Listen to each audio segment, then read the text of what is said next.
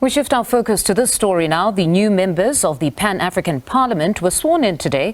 The ANC Chief Whip, who's part of the South African delegation to the PAP, says the team will work together. This delegation will be led by chairperson of the National Council of Provinces, Refilwe Mtsweni-Tsipane. SABC News International Editor Sophie Mokoena joins us in studio to discuss this further. Good afternoon, Sophie. So the sitting of Parliament today was, for among others, the swearing in of those parliamentarians. Just take us through today's proceedings.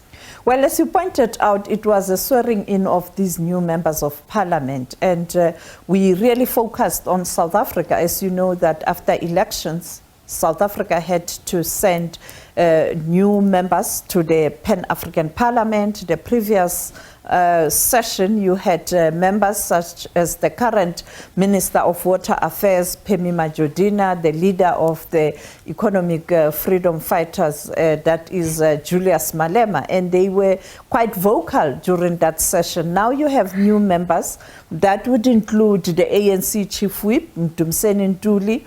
You also have the former Premier of Mpumalanga, who is now the chair of the NCOP, as you pointed out.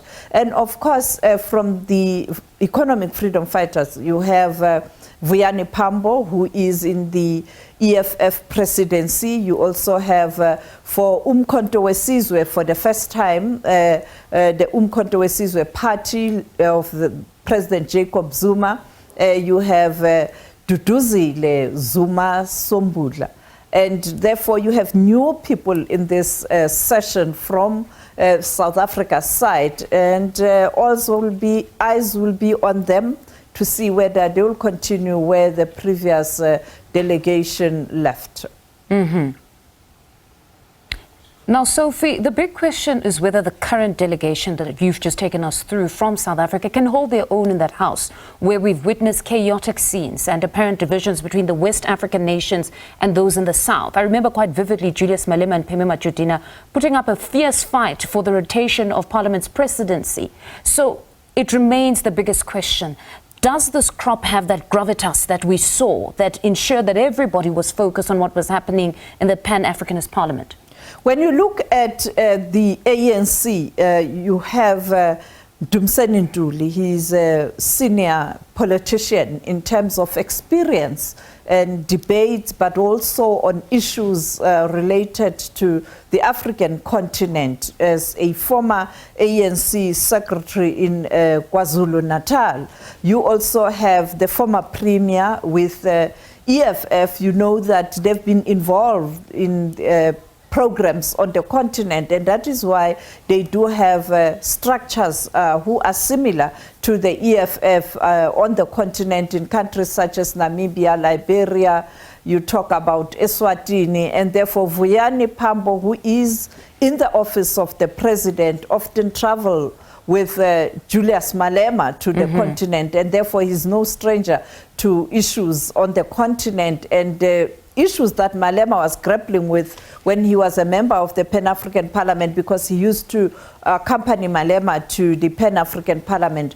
But you look at Duduzile, it's someone new, and when you look at what she has done or her presence in Parliament, we still have to see her impact at the national parliament in South Africa. And then, of course, you then want to see that what she will be doing here in the country translate to the activities in the Pan-African Parliament. But let's listen in, because I spoke to the 4 members of the Pan-African Parliament from South Africa today after they were sworn in. Let's take a listen at what they had to say and be the judge. We had our own discussion yesterday as the South African delegation. And part of what we were reflecting upon is that now that we're in a Pan-African Parliament, we are here to represent our country and to represent our own parliament.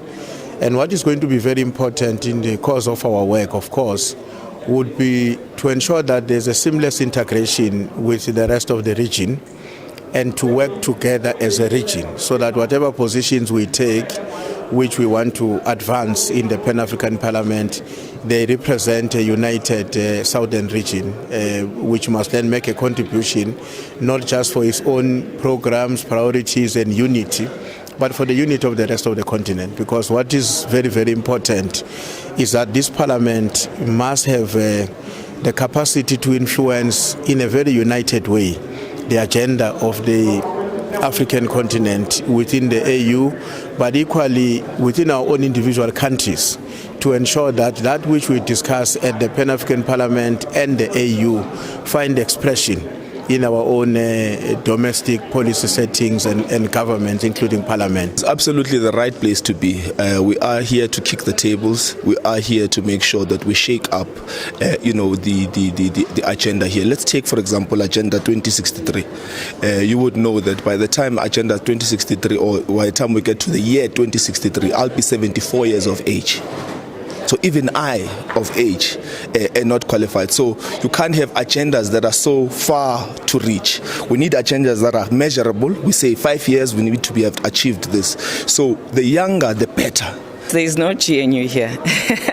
And I think as individual parties that we have that in mind. We saw the unity that was had in the previous administration with Malema from EFF, Comrade Penny Machotina from ANC. So we are hoping to continue that unity here, yes. As we speak here and deliberate, we must remember women out there. We must remember the struggle of our women and children out there. So as women, it is crucial for us to be in these platforms, particularly as leaders of delegates being conferred to us as women. Sophie, quite heartening to hear that at least the issue of unity is one that many shouldn't be concerned about when it comes to Team South Africa.